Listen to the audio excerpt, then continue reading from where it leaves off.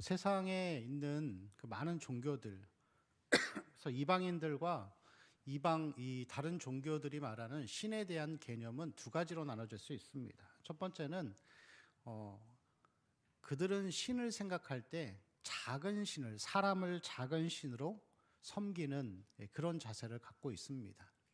여러분, 불교의 교리를 보면은 불교는 이 속세를 떠나서 욕망과 탐욕의 것들을 벗어나서 이제 정말로 자기의 어떤 이 정결함으로 자기를 옷 입히는 그런 것이라고 할 수 있겠죠. 그래서 극락에 이르기 위해서 자기를 계속 비워가고, 그렇지만 결론적으로는 이 자기의 속세의 옷을 벗지만 자기의 노력과 열심이라는 자기 의의 옷을 입는 것이라고 할 수 있겠죠.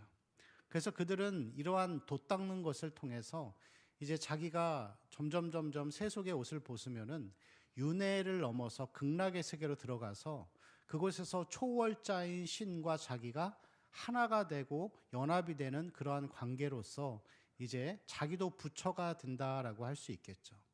그래서 이러한 불교의 사상이나 혹은 이 무슬림의 사상들은 다 신을 믿고 종교를 믿는 것이 정말 절대자 초월자를 믿는 것이 아니라 자기들이 작은 신이 되려고 하는 그러한 것이라고 할 수 있습니다. 여러분, 구약에서도 보면은 구약의 우상 숭배, 바알을 섬겼던 이유가 무엇이죠? 바알은 농사의 신입니다. 그런데 바알을 잘 섬겨서 이 사람들이 가나안 백성들이나 혹은 이스라엘 백성들이 바알의 영광을 위해서 산 것이 아니라 바알을 통해서 농사가 잘 되고 풍요해져서 내가 잘 살기 위해서 신을 섬기는 것이 바로 그들이 우상을 섬겼던 목적이라고 할 수 있습니다. 시내산 밑에서 이스라엘 백성들이 하나님을 금송아지라고 생각하면서 형상을 만들어서 금송아지를 섬겼던 이유도 동일하게 금송아지 대신 하나님을 섬기려고 하는 것이 아니라 금송아지와 같이 자기들이 잘 살려고 자기의 목적을 위해서 섬긴 것이 그것이 우상 숭배인 것이죠. 그래서 하나님은 그들을 향해서 진노하시고 수천 명의 사람들이 살해당하는 그러한 심판을 하게 된 것이죠. 우리가 신앙생활을 하면서도 내가 나의 목적을 위해서 하나님을 섬기고 있다면은 그것이 곧 우상 숭배라고 할 수 있습니다.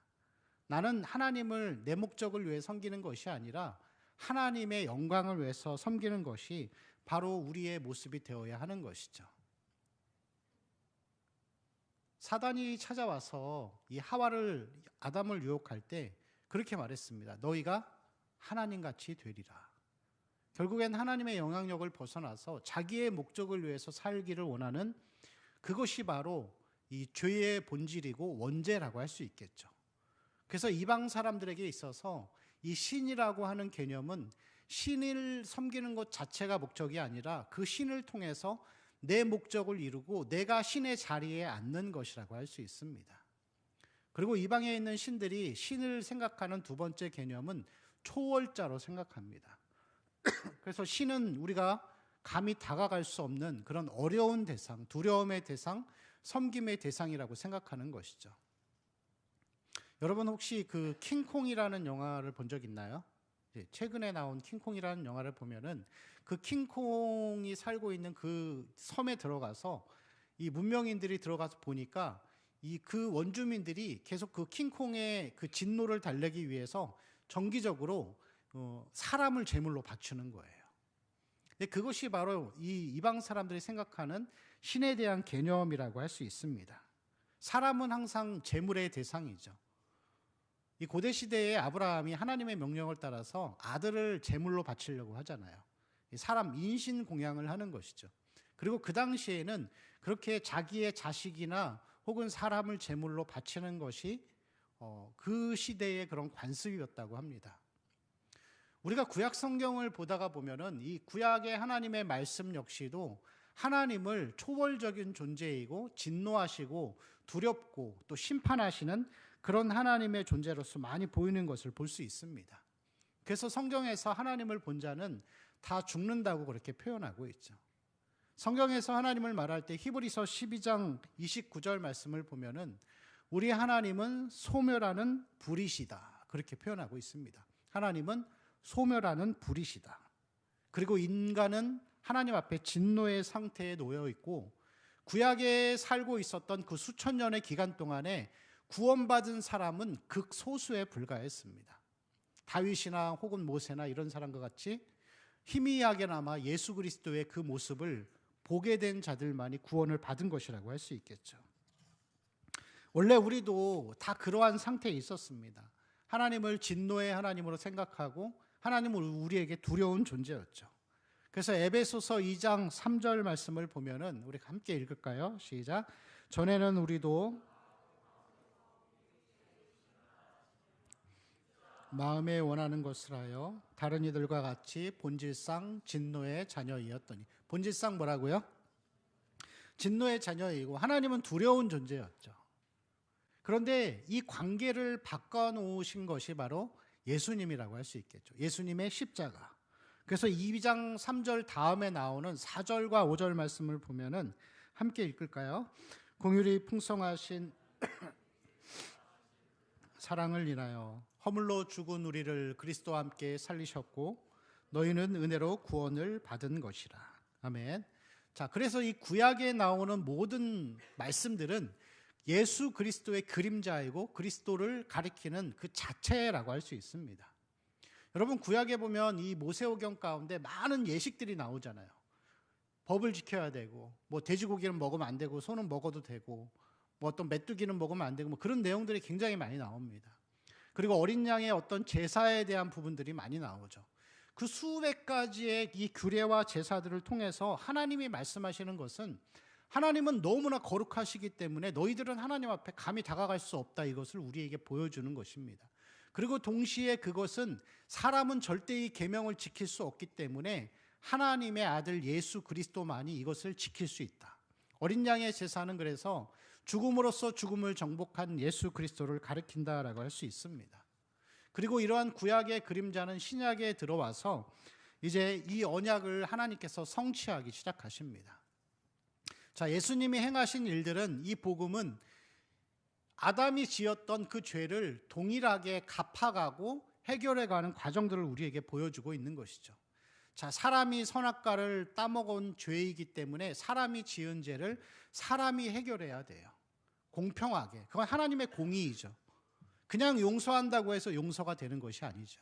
그런데 사람이 행할 이 죄들을 해결할 수 없기 때문에 사람이 반드시 해야 되니까 하나님이 사람이 되신 거예요.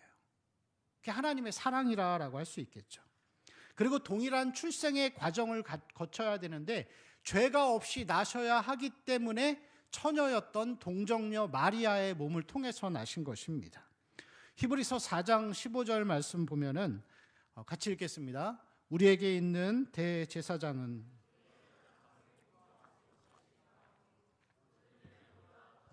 시험을 받으신 이로되 죄는 없으시니라. 아멘. 자, 이렇게 이 동일한 과정을 거쳐서 예수님께서 율법이 요구하는 모든 사항들을 완벽하게 지키신 것, 그게 복음인 것이죠. 그래서 죄를 해결하시고 죽음을 해결하신 거예요. 그 중심에 뭐가 있냐면은 십자가가 있는 것이죠. 십자가의 죽음을 통해서 죽음을 해결하고 부활하심을 통해서 우리에게 생명을 주신 거예요. 그러면서 이렇게 예수님께서 마지막 운명하시는 그 장면에서 하나의 아주 상징적인 장면이 나타납니다. 뭐죠? 지성소와 성소 사이를 가로막고 있는 휘장이 위에서 아래로 이렇게 찢어지는 거예요. 지성소는 어떤 곳이죠? 구약에서 하나님의 영광이 머무르던 곳이 바로 지성소죠. 대제사장만이 1년에 딱 한 번 들어갈 수 있는 곳. 그만큼 하나님은 두렵고 떨리고 무섭고, 그 대제사장이 1년에 한 번 딱 들어가서 지성소에서 하나님 앞에 제사를 지내다가 조금만 잘못하면 하나님이 그냥 죽여버리시는, 두렵고 떨리는 하나님이신 것이죠. 그런데 예수님이 십자가로서 그 죽음을 정복하시면서 휘장을 찢으시고 지성소에만, 구약에만 머물던 하나님의 영광이 이제 모든 사람에게, 예수를 믿는 사람들에게 하나님의 영광이 나타난 것이라고 할 수 있겠죠. 그래서 우리가 하나님을 아버지라고 부를 수 있는 거예요. 그냥 교회만 다니면 아버지라고 부르는 것이 아니라 그 어마어마한 대가를 하나님의 아들 예수 그리스도가 치렀기 때문에 우리는 하나님을 아버지라고 부를 수 있는 영광과 특권을 가진 것이라고 할 수 있습니다. 히브리서 10장 19절에서 20절 말씀을 보면은 같이 읽을까요? 시작. 그러므로 형제들아 우리가 예수의 피를 힘입어 그 길은 우리를 위하여 휘장 가운데로 열어놓으신 새로운 산 길이요 휘장은 곧 그의 육체니라. 이제는 전에 에베소서 2장 13절 말씀이요.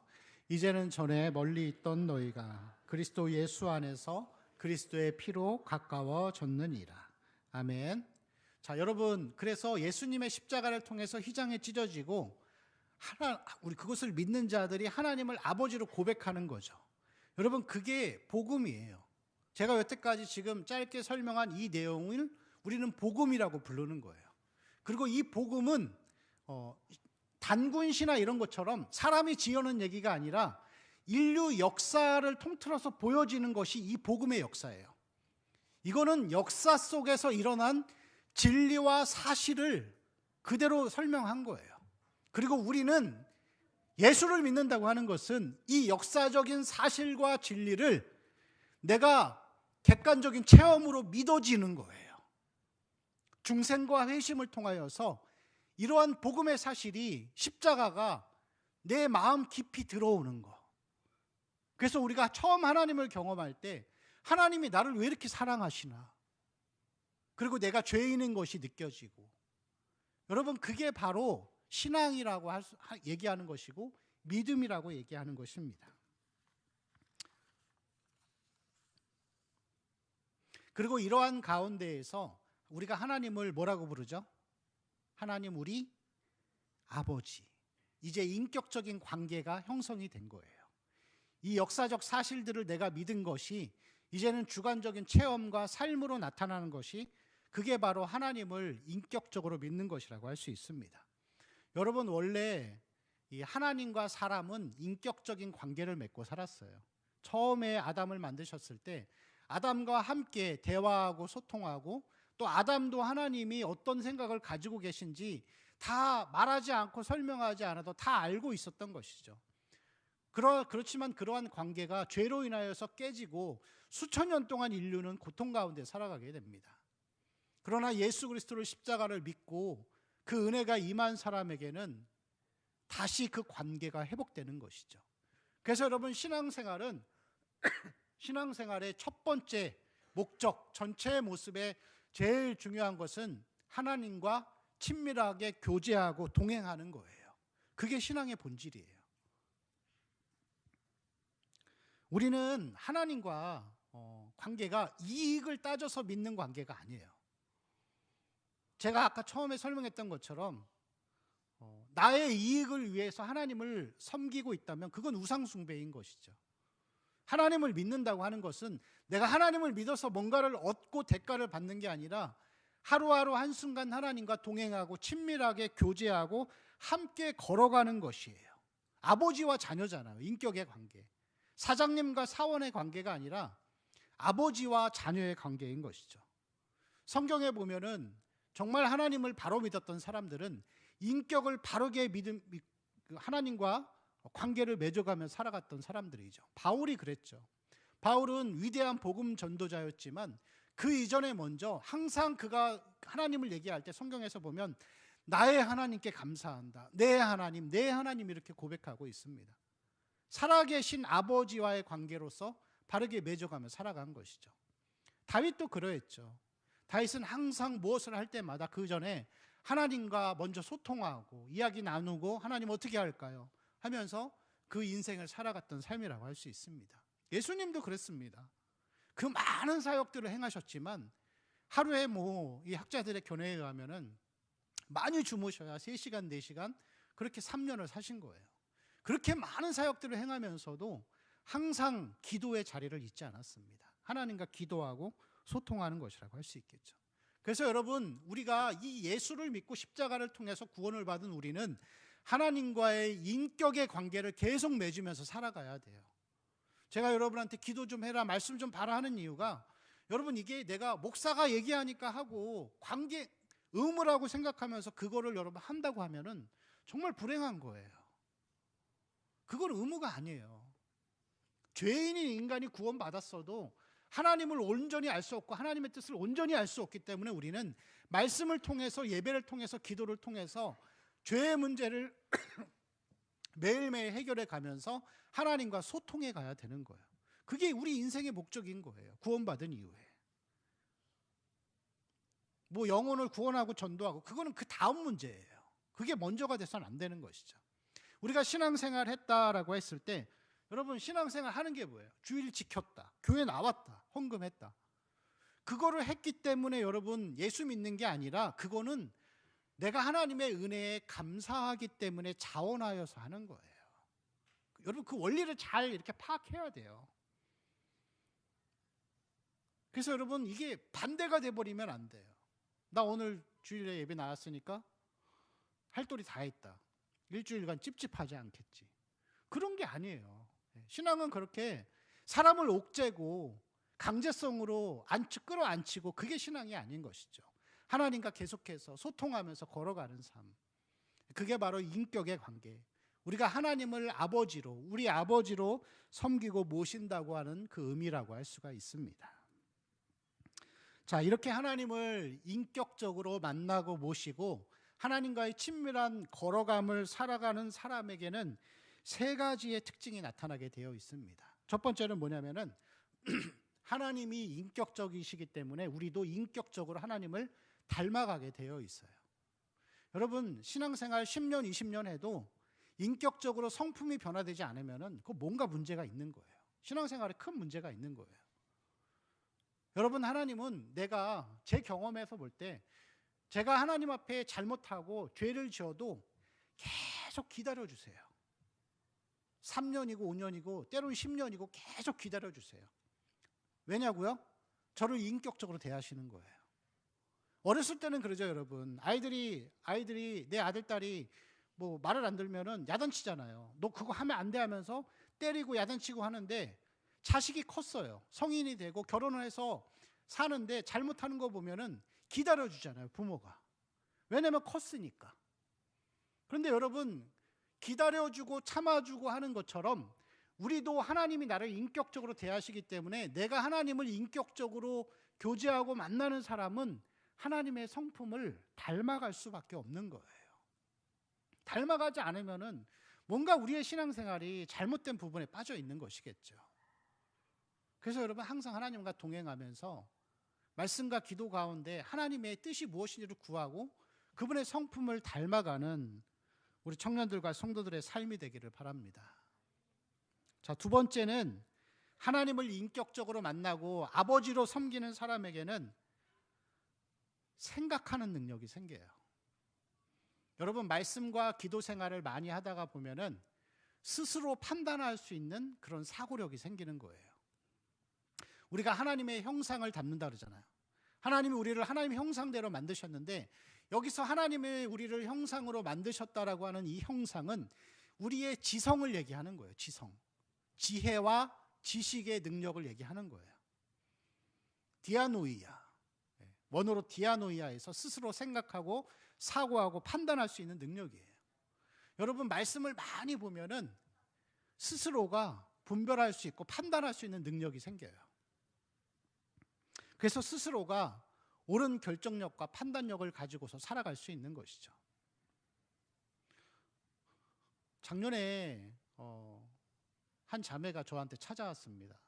우리 청년부 리더였는데 직장이 너무 힘든 거예요. 직장이 너무 힘들고 상사가 계속 갈구니까 한 몇 달을 참다가 저한테 와가지고 상담을 하더라고요. 목사님, 저 너무 힘들어서 리더를 좀 쉬고 싶습니다. 그래서 제가 그래, 그렇게 힘든데 쉬어야지 라고 얘기했을까요? 그렇게 얘기 안 했어요. 왜냐하면 그렇더라고요. 제가 이 신앙생활을 해보니까 힘들 때 내려놓으면 끝이 안 좋아요. 힘들 때 내려놓지 말고 힘들수록 더 해야 되는 거예요. 그렇게 얘기를 해줬어요. 너 힘들수록 더 이 자리 지켜야 돼. 제 말에 그래도 순종해서 그렇게 하더라고요. 그리고 그러한 어려움들의 시간이 지난 다음에 이 리더가 결혼도 하고 또 직장에서 정규직도 됐습니다. 누군지 아시겠죠? 뭐 그게 목적은 아니에요. 그게 목적은 아닌데 무슨 얘기를 하는 거냐면은 그러한 과정들을 통해서 자기가 자리를 지키고 옳은 판단을 해서 가다가 보면은 한 단계 한 단계 성장해 가는 거예요. 힘들다고 내려놓고 버리고 하면은 계속 낙방, 나머지 공부. 근데 그거를 여러분 내가 너 그렇게 해라라고 해서 그렇게 했지만 그거를 넘어가서 여러분 스스로 내가 어떻게 해야 될지를 하나님 보시기에 옳은 판단과 결정력을 가지고 살아야 되는 거예요. 그래서 여러분 교회가 목회자 중심이 되면은 그 공동체는 건강한 공동체가 아니에요. 공동체는 궁극적으로는 목회자가 없어도 건강하고 유지가 될 수 있어야 돼요. 그게 건강한 공동체인 거예요. 왜냐하면 하나님을 닮으면 스스로 생각하고 사고를 할 수 있기 때문에 그런 것이죠. 자, 그 다음에 하나님을 아버지로 섬기면서 인격적으로 만나가는 사람에게는 세 번째 특징이 있는데 그거는 자유성이에요. 자유성. 자, 고린도후서 3장 17절 말씀 우리 같이 읽을까요? 시작. 아멘. 주의 영이 계신 곳에는 뭐가 있다고요? 자유함이 있습니다. 주의 영이 있는 곳에는 자유함이 있는 것이죠. 저는 명절이 되면은 아버지의 산소를 찾아갑니다. 근데 산소를 가서 이 친척들과 작은 아버지 가족들과 또 우리 형님네랑 같이 거기서 작은 아버지 댁은 이제 교회를 안 다니니까 그 사과도 깎아놓고 배도 깎아놓고 또 술도 한 잔 드리면서 절을 하세요. 근데 저는 우리 형님네랑 저희 가족들은 다 예수를 믿기 때문에 이렇게 딱 서가지고 이게 기도를 해요. 근데 제가 기도를 하면서도 그런 마음이 드는 거예요. 참 싸가지 없다. 아버지 앞에 와가지고 기도하고 끝내는구나. 제 마음속에는 그런 마음이 있는 거예요. 절을 하고 싶은 거예요. 근데 절을 안 해요. 왜 안 하는지 알아요? 안 믿는 사람들이 실족할까 봐. 예수 믿는 사람이 목사가 산소 앞에서 절하네? 하면 되게 웃긴 거잖아요. 시험 들 거 아니에요. 근데 제가 혼자 갈 때나 아내하고 둘이 갈 때는 제가 꼭 절을 해요. 아버지 앞에. 근데 2번 하지 않고 1번을 해요. 그냥 성경의 표현을 빌어서 보면 아버지는 육신만 죽어 있고 잠든 거잖아요. 살아계신 아버지라고 생각하고 그냥 자식으로서 세배를 하고 싶은 거예요. 근데 여러분 이런 것들이 성경에 나와 있지 않아요. 성경에는 뭐 우상에게 절하지 말라 그러죠. 근데 우리 아버지는 우상이 아니에요. 제 나름대로 성경을 알고 하나님 말씀을 배우면서 스스로 판단하는 거예요. 어떻게 하는 것이 가장 지혜롭고 현명한 방법일까? 여러분 과거에 우리나라가 선교사님들이 100년 전에 들어와서 금지시키잖아요. 다. 제사 금지, 절 금지, 그 다음에 술 금지. 왜 그랬을까요? 그 당시에 상황이 있었기 때문에 그런 거예요. 아버지들이 너무나 많은 아버지들이 맨날 술 처먹고 집안도 안 돌보고 다 술 때문에 망하는 그런 것들을 보면서 신앙은 곧 금주야 이런 식으로 돼버린 거예요. 하나의 문화이고 관습이 되어버린 거죠. 그렇지만 여러분 우리가 여태까지 해왔기 때문에 앞으로도 그렇게 해야 된다라고 하면은 그거는 여러분 바람직하지 않은 거예요. 우리의 행동이나 어떠한 이 의식이나 이런 부분들이 하나님을 인격적으로 만나고 말씀을 알아갈수록 우리 스스로 옳은 판단을 하고 결정하고 행동할 수 있어야 되는 것이죠. 그게 바로 인격적인 신앙이고 하나님을 아버지로 섬기는 것이라고 할 수 있습니다. 그럼 제가 여러분한테 물어볼게요. 우리 청년들 주일 저녁 예배에 나와야 돼요? 안 나와야 돼요? 주일 저녁 예배 나와야 돼요? 안 나와야 돼요? 근데 왜 안 나와요? 드리는 게 원칙이죠. 교회가 정한 거니까. 드리는 게 원칙이에요. 드려야죠. 근데 안 드린다고 출석 체크하고 왜 안 나왔냐고 결석 사유서 내라 그러고 야단치고 그럼 뭐예요? 그렇다고 해서 나오면은 목사 때문에 나오는 거잖아요. 그게 노예가 되는 거예요. 노예가. 여러분 스스로 판단해야 돼요. 나오지 말라는 게 아니에요. 100% 나오라는 것도 아니에요. 그거 어떻게 해야 돼요? 여러분 스스로 판단해야 돼요. 왜냐하면 주의 영이 계신 곳엔 자유함이 있으니까. 아파 죽겠는데 혼날까 봐 예배 나와 앉아 있는 거예요. 나올 수 있는데 내 할 일 하고 싶어서 안 나오는 거예요. 여러분 스스로 판단해 봐야 돼요. 주의 영이 계신 곳에 자유함이 있습니다. 하나님을 아버지로 섬기는 자에게 자유함이 있는 것이죠. 다 마찬가지예요, 여러분. 교회 안에서 봉사하는 것도 마찬가지죠. 제가 지난주에 한번 우리 리더들한테 얘기했지만 찬양팀 새벽 예배 때도 보면은 특세할 때 보면은 우리 청년들 성도들 너무 책임감이 훌륭해요. 그래서 꼭 자기가 싱어 쓰고 이 세션 할 때는 안 빠지고 나와요. 근데 그날만 나와요. 그럼 여러분 뭐예요 도대체? 신앙이 책임감이 돼버린 거예요. 그게 나쁜 게 아니에요, 여러분. 좋은 건데 나쁜 게 돼버리는 거죠. 율법주의가 돼버린 거예요, 그냥.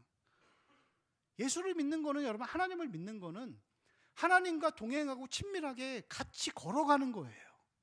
사람 때문에 신앙생활 하는 게 아니고 누군가에게 맞추기 위해 신앙생활 하는 것이 아니라는 것이죠. 예배도 마찬가지예요.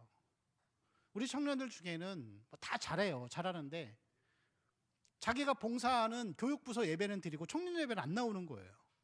그러면서 주일 지켰다고 생각하는 거죠. 그 마음속에는 뭐가 있죠? 난 예배 드렸어. 주일 지킨 거야. 이렇게 돼버리는 거예요. 근데 그건 아니죠. 하나님이 우리를 은혜로 구원하셨으니까 우리도 감사하고 자원하는 마음으로 인격이신 하나님을 아버지로 섬기는 우리 청년들과 성도들의 신앙이 되기를 바랍니다. 지금까지의 내용들은 하나님이 우리에게 행하신 일이라고 한다면은 지금부터 우리는 하나님이 내게 행하신 만큼 나도 하나님 앞에 해야 될 일이 있는 거예요.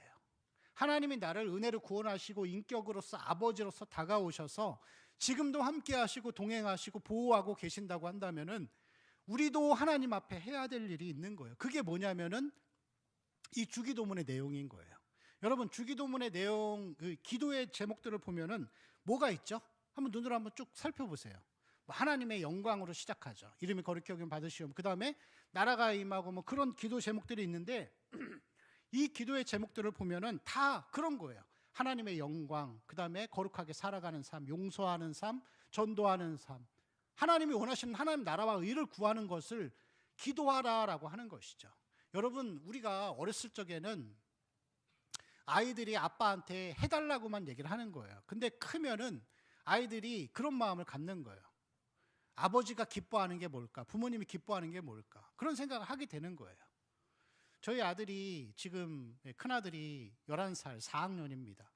아기 때는 맨날 저한테 와서 아빠 이것 좀 사줘요, 이것 좀 사줘요 그러더니 요즘에는 좀 컸다고 할머니가 이렇게 한 번씩 오면은 용돈을 한 5만 원, 10만 원씩 줍니다. 저보다 돈이 더 많아요. 근데 이 11살짜리 아이가 자기가 이 지갑에 돈이 있잖아요. 그럼 딱 두둑하니까 저한테 와서 당당하게 그래요. 아빠, 뭐 갖고 싶은 거 있어? 뭐 먹고 싶은 거 있어? 그러면 먹고 싶은 건 랍스터, 갖고 싶은 거는 아파트. 그러면은 그래? 그래서 많은데 여러분 그렇잖아요. 아이도 자기가 크고 하니까 아직 조그마지만 아버지한테 뭔가를 해주면서 기쁨이 되는 거예요. 가끔 그래서 저한테 먹을 걸 사줘요. 뭐 가끔 고기도 자기 돈 내가지고 고기 사주고 제가 맛있게 먹어요. 그래, 여태까지 아빠가 너를 먹였으니까 이젠 너도 아빠를 먹여야지 하면서 제가 맛있게 먹어줍니다. 그래서 그런 것을 보면서 아이가 너무 뿌듯해하는 거예요. 근데 여러분, 우리가 이게 신앙생활이 처음 시작할 때는 하나님이 나에게 뭔가를 다 해주신 그것만을 기억하는데 신앙이 자라가고 인격적인 관계를 맺어가면 우리도 이제는 아버지가 기뻐하는 것이 무엇인가를 생각하는 자가 돼야 되는 거예요. 그게 건강한 신앙이라고 할 수 있겠죠. 그래서 이 기도의 내용을 보면은 크게 두 가지로 나눌 수 있어요. 이 주기도문의 내용은 첫 번째는 뭐냐면은 영혼 구원이에요. 우리 아버지요, 우리 아버지요 그러잖아요. 여러분, 하나님은 우리의 아버지, 내 아버지인데 이 주기도문에서는 내 아버지라고 표현하지 않고 우리라고 표현해요. 우리. 그 뒤에 나오는 내용도 다 우리예요. 우리 죄. 이게 뭐냐면은 여러분, 하나님은 우리에게 아버지가 되시지만 모든 사람에게 다 아버지가 되시는 건 아니에요. 그럼 여러분, 이게 그 내용 자체가 뭘 얘기하냐면은 예수 그리스도를 믿고 따르는 자에게만 하나님 아버지가 되시기 때문에 우리도 하나님이 기뻐하시는 일을 해야 되는데, 그게 뭐냐면 영혼 구원에 대한 기도와 사명을 얘기하는 거예요. 전도에 대한 부분들, 선교, 이 안에 다 포함되어 있는 거예요. 고린도후서 5장 18절에서 19절 말씀을 보면은 이런 말씀이 있습니다. 같이 읽을까요? 시작. 모든 것이 우리를 자기와 화목하게 하시고 또 우리에게 화목하게 하는 직분을 주셨으니 곧 하나님께서 그리스도 안에 그들의 죄를 그들에게 돌리지 아니하시고 화목하게 하는 말씀을 우리에게 부탁하셨느니라. 아멘. 자, 화목하게 하는 직분을 우리에게 주셨다고 했습니다. 그리고 하나님이 우리가 그것을 첫 번째로 행하기를 원하시면서 첫 번째 기도 제목에 놓고 있는 것이죠. 그래서 여러분, 항상 이 전도와 선교와 영혼 구원이 우리의 첫 번째 사명이고 그것이 하나님이 가장 기뻐하시는 기도의 제목이라는 것을 꼭 기억해야 합니다. 그래서 우리 청년들 뭐 늘 그렇게 기도하겠죠. 저도 기도합니다. 뭐 저희 가족들도 마찬가지고 청년들이나 성도들, 제가 맡고 있는 성도들의 가정에 보면은 다 똑같아요. 모든 가족이 예수 믿는 가정은 별로 뭐 없는 것 같아요. 다 기도해야 될 제목들이 있잖아요. 심지어는 뭐 가족들 중에 뭐 부모님이 안 믿거나 혹은 뭐 형제가 안 믿거나 교회를 다니거나 안 다니거나 다니다가 안 다니고 그런 친구들 많이 있는데, 여러분, 이 영혼을 구원하는 일에 꼭 기도하시기 바랍니다. 전도하는 일에 힘쓰기 바랍니다. 그것이 하나님이 우리에게 기뻐하시는 가장 큰 기도의 제목이라고 할 수 있습니다. 두 번째, 이 주기도문의 내용을 보면은 첫 번째는 영혼 구원이고 두 번째는 나 자신의 영혼 구원이에요. 그래서 여러분, 그런 기도 제목들 나오잖아요. 일용할 양식을 주옵시고. 그게 뭐죠, 여러분?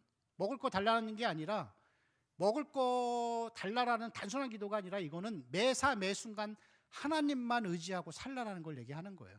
사람들은 자꾸 다른 것을 의지하려고 하잖아요. 돈 많이 모아가지고 돈 가지고 하나님 없어도 돈이 많기 때문에 그냥 안정된 마음 가지고 살고자 하는 게 있잖아요. 그런 것들을 다 내려놓고 궁극적으로 하나님만 붙들고 살기를 바라는 거예요. 그게 여러분, 내 구원받은 이후에 내 자신이 계속적으로 현재적으로 구원받는 성화의 삶을 우리에게 보여주고 있는 것이죠. 용서하는 것들, 그리고 악에 빠지지 않게 하는 것들. 여러분, 용서하는 것들, 어떻게 보면 신앙에 있어서 제일 어렵고 제일 마지막에 우리가 해야 될 그 최고난이도의 모습이라고 할 수 있겠죠.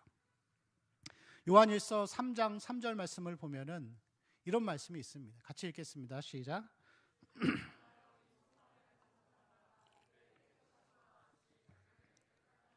아멘. 주를 향하여 이 소망을 가진 자마다 그의 깨끗하심과 같이 자기를 깨끗하게 하느니라. 여러분, 이 자기를 깨끗하게 한다라는 것은 쉽게 되지도 않을 뿐더러 누가 알아주지도 않아요.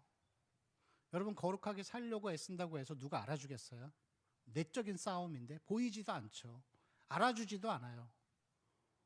그렇지만 여러분, 우리가 이것이 어렵지만 누가 알아주거나 돈 나오는 것도 아니지만 하는 이유가 있어요. 왜 하죠? 하나님 사랑하니까. 사랑하니까 하는 거예요. 하나님 사랑하니까 하나님 닮고 싶은 거예요. 그게 내 영혼의 구원이라고 할 수 있습니다.